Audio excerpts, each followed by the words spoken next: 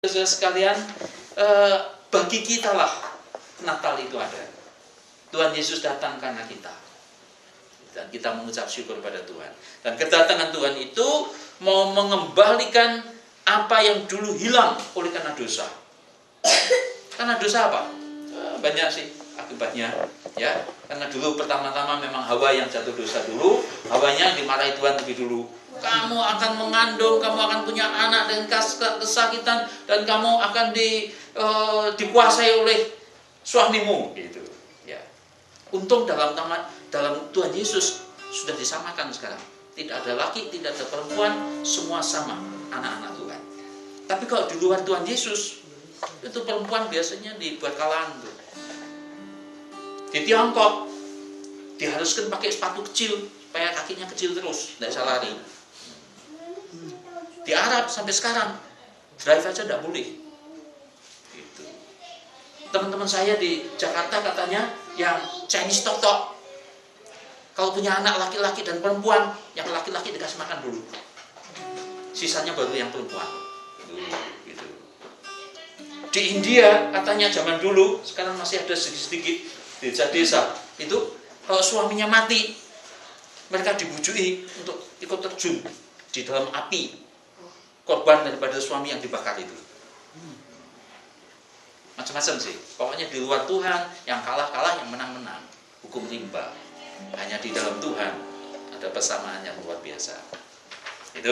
Jadi yang pertama, saudara sekalian, sebenarnya bukan hanya Tuhan Yesuslah alasan adanya Natal, melainkan Natal ada karena kita. Karena Bu Desi ada, Bu Meme ada, Bu Me, kan panggilnya Me, Bu Debbie, Pak Dolf, Pak Bangsawan, saya, gitu kan. Karena kita lah Tuhan mau datang. Amin. Gitu. Yang kedua, pesan Natal begini, yang buat saya luar biasa sih. Pagi saya baca silsilah Tuhan Yesus, gitu. Silsilah Tuhan Yesus ternyata minimal ada 3 yang jelek. Pertama, itu ada wanita asing masuk di situ.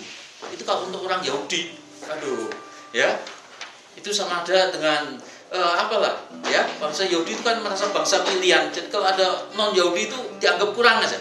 Samaria itu dianggap blasteran, gitu, ya, campuran, tidak murni, ya. Ada satu, Burut namanya, itu di dalam kitab suci. Yang kedua itu malah ada lagi nama wanita lain yang ditulis Yehuda dan Tamar. Jadi Tuhan Yesus itu keturunan dari Yehuda dengan Tamar. Tamar itu menantunya. Jadi menantunya dihamili, nanti memperanakan jatuh-jatuhnya Tuhan Yesus. Itu ditulis. Gitu. Luar biasa ya. Yang ketiga itu Daud lewat Salomo, tapi di tulisannya begini, Daud memperanakan Salomo dari istri Uria. Gitu. Jadi istrinya Uria dihamili sama Daud, memperanakan Salomo, nanti menurunkan Tuhan Yesus.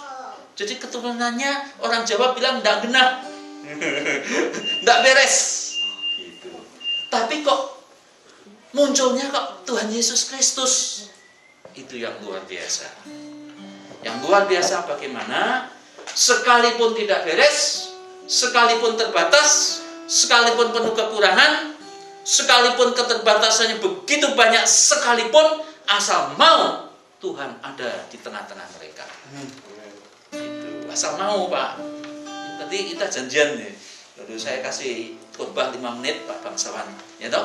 Kiranya nama Anda bangsawan bagi kerajaan surga. Belajar khotbah, saya bilang gitu. Jadi tahun depan ini nanti jadi salah satu pengkhotbah kita. Didoakan ya. Yes. Ya.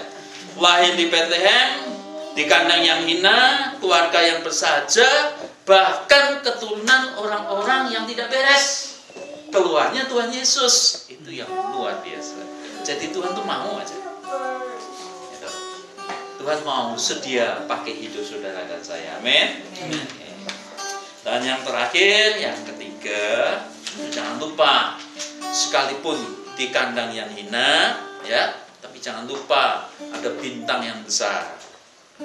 Sekalipun di palungan, jangan lupa yang datang memberitakan malaikat dan bala tentara surga. Gitu kan? Anda dan saya lahir saja belum tentu ada gempa bumi. Paling nyamuk banyak. Berdatangan menyambut. Tapi ini disambut bala tentara surga. Jadi itu tidak mengurangi apa istilahnya? Keotentikan daripada Tuhan Yesus Kristus sebagai Tuhan dan Juru Selamat. Gitu dulu ya. Bungkusnya boleh sederhana, kelihatan bersahaja, tetapi kalau ada roh Tuhan di tengah-tengahnya, maka apa yang terjadi itu luar biasa. Itu sih, saya berdoa. Maka saya baru bilang pada satu teman, aduh jangan sampai ya, minimal 1 tahun bawa 10 jiwa dong. Itu Pak Dov, bawa 10 jiwa. Doa Tuhan, pokoknya 10 jiwa saya mau bawa datang pada Tuhan. Ya, amin. Ya, entah caranya lewat doa, didoakan, entah lewat kirimi kaset atau diceritakan lewat telepon, apa aja. Pokoknya Pak Dov, tolong dong supaya jiwa-jiwa diselamatkan. Siapa aja didoakan supaya selamat. Itu.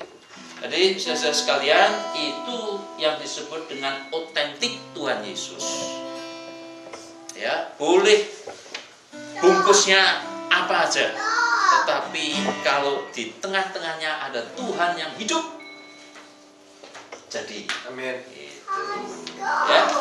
Jadi message-nya Bu Desi, saya tidak kita tetap mendoakan Anda bagaimana supaya perjalanan makin hari makin ceria ya. Ini kalau dibandingkan dengan sekian lama yang lalu ya, ini sudah satu kemajuan yang luar biasa. Anda sudah tahu ya. Kita doa supaya tiap-tiap jiwa di sini diberkati lewat Ibu Desi.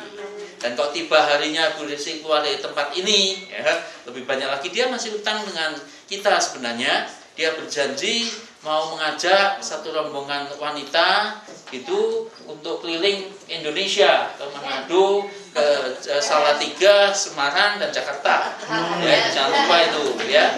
Kita doakan itu ya supaya itu jadi. Pokoknya ada rombongan 4-5 wanita pergi memberitakan Injil sampai di kampung halamannya di Manado. Itu ya. Saya sih percaya kalau Tuhan bekerja tidak ada yang mustahil. Amin. Amin. Kita tepuk tangan bagi Tuhan.